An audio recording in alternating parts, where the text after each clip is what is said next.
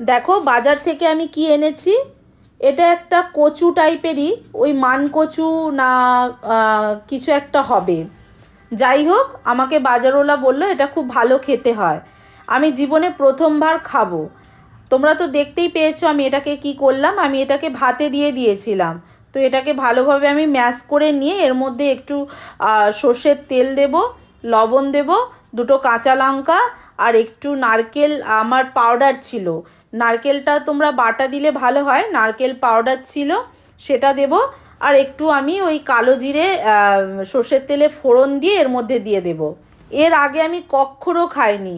এটা সবাই বলে জিভে জল চলে আসে, এত সুন্দর। এর মধ্যে তবে একটা আমি লেবুও দিয়েছি, লেবুর রস। দেখে নাও প্রসেসটা কিভাবে আমি করেছি।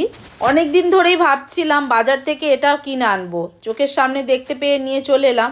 অনেকে এটাকে কাঁচা বেটে আর সর্ষের তেলে ফোড়ন দিয়ে তারপরে একটু কড়াতে নেড়ে চেড়ে নেয়, না হলে অনেকে আবার কাঁচা ওই নারকেল কুড়ো এইসব দিয়ে কাঁচা পেস্ট করে খায়। তো আমি সেটা করিনি, আমি ভাতের মধ্যে দিয়ে দিয়েছিলাম। এটা একটু জিভের মধ্যে লাগতেও পারে, কখনো কখনো বেশ ভালো ধরনের কচুটা হলে জিভের মধ্যে লাগে না। তো দেখো খুব সুন্দর খেতে হয়েছিল।